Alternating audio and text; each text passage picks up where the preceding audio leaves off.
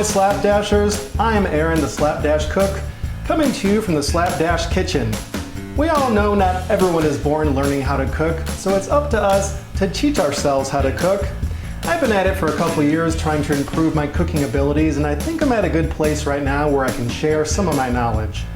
The goal here is to look at simple things we can do and how we can kick up some standard American dishes and turn some yucks into some yums. So let's get into it. Hold on to your aprons. Today I'm showing you ways to improve frozen pizza.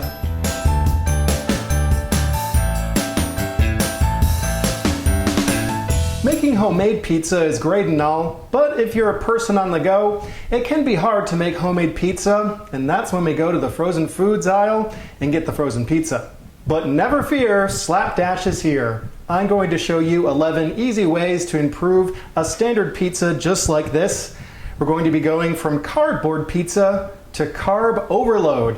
I know that doesn't really work, but who cares? Tip number 1, cornmeal. Sprinkle some cornmeal on your pizza pan. It will add another texture and flavor and give you that oh so nice pizzeria out of the oven flavor. Number 2, add veggies. That's right, you don't have to stick to these pre-packaged toppings. Chop up some peppers and onions and throw them on top.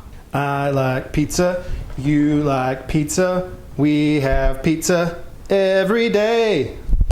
Look it up, the Pizza Kids. We like pizza anyway. I like pizza, pepperoni, mozzarella, and anchovy. Number 3, get super cheesy. If you have some spare shredded cheese around, toss that on top of this pizza pie. If you really want to improve it, you can shred your own fresh cheese.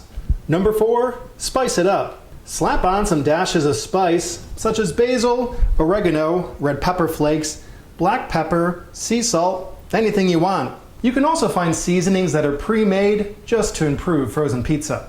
Pizza in the morning, pizza in the evening, pizza at supper time. When you have pizza on a bagel, you can eat pizza anytime. Remember that commercial from the 90s? It led to increased obesity rates. Number 5, meat. If it's a cheese pizza, you can always add your own cooked meat. This one already has pepperoni, so I think I'll pass on the meat today. Number 6, don't forget the crust. You can add flavor to the crust very easily. Mix up some melted butter and garlic powder or Parmesan cheese and brush over the crust. The crust on this pizza pie is non-existent, so I'm going to be skipping that step. Number 7, add anything you want. It's your life. It's as simple as that. Raid the fridge and see if there's anything you can repurpose as a topping.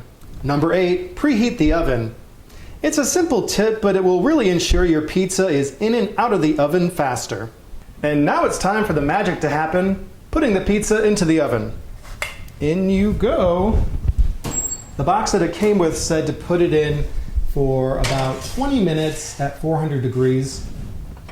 I'm gonna probably let it go a little bit longer because I like to take it out once there's a little bit of crispiness on the edge and the cheese has a nice brown on it and it's bubbly. But you're just going to want to come back maybe every 5-10 minutes just to make sure everything is cooking properly. Hello pizza, how are you? Alright pizza pals, this pizza pie is out of the oven after being in for exactly 20 minutes, and I will say it looks fantastic, but the fun is not over yet. We can still improve this pizza. Number 9.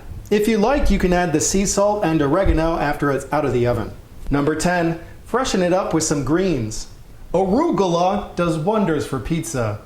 The reason I say arugula, like arugula, is because there's this terrible movie starring Emma Roberts and Hayden Christensen called Little Italy, where he says arugula like that. And then we top it off with radicchio and fresh arugula. So good. And finally, number 11, pesto perfection. Drizzle some pesto on top of the pizza. There you have it, pizza friends. Frozen pizza slapdash to heck. You've seen that you can take a frozen pizza from the frozen food aisle to an upscale pizzeria just by adding some fresh ingredients and different flavors. Now it's time to get me a beer. You've earned one too. Thank you for watching this very special Slapdash episode. Cheers! Don't forget to follow me on social media. I'm on YouTube, Instagram, and Facebook. Keep it slapdashy.